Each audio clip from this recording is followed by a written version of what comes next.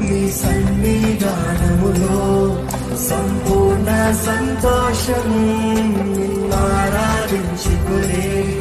విలువైన అవకాశం కోల్పోయినవన్నీ నాకు ఇచ్చుటకును బాధల నుండి బ్రతికించుటకును చూద్దామా కోల్పోయినవన్నీ నువ్వు ఇస్తావయ్యా తిరిగి ఇస్తావయ్యా నమ్ముతున్నానయ్యా బాధల నుండి బ్రతికించుటకును రాకపోతే నీవే రాకపోతే